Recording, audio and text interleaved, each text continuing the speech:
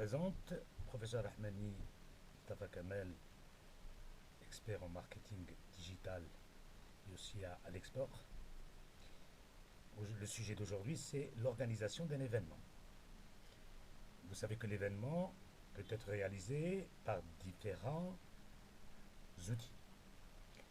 L'outil qu'on va présenter maintenant, c'est les concours et la loterie. Alors, pour ces deux outils, le jeu est un moyen de communication très puissant. Il permet de créer l'événement sur une marque, sur un produit. Vous n'ignorez pas que le public aime jouer. Les lots offerts sont alléchants, donc attirants.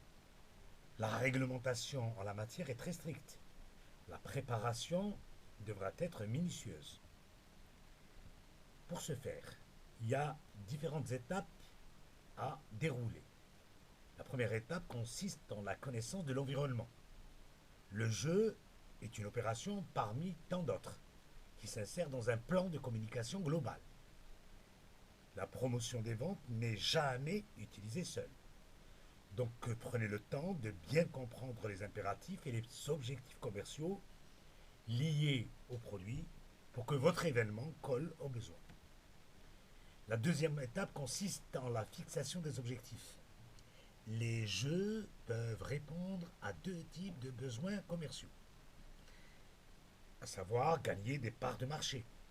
Donc vous avez intérêt à choisir un événement ponctuel avec des lots motivants et une intense complémentarité en matière de médias pour toucher un public aussi large que possible par le biais de la publicité par la télévision, la radio, la presse, etc.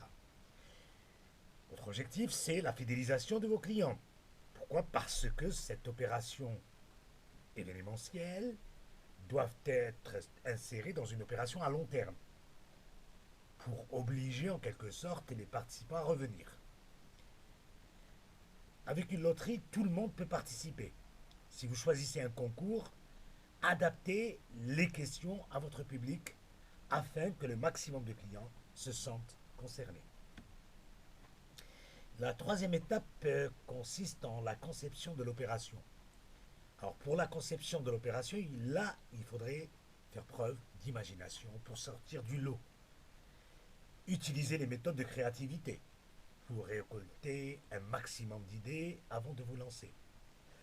Penchez-vous dès que possible sur le respect des réglementations et la rédaction d'un règlement sans ambiguïté, qui prenne en compte tous les cas de figure.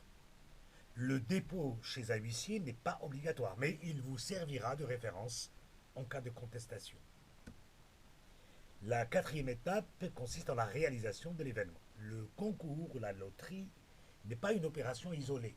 Pour créer l'événement, l'opération doit être couplée avec d'autres moyens de communication qui assurent la diffusion au plus grand nombre de gens. Publicité, mailing, etc. Ces moyens doivent être planifiés, budgétés et les messages réalisés à temps.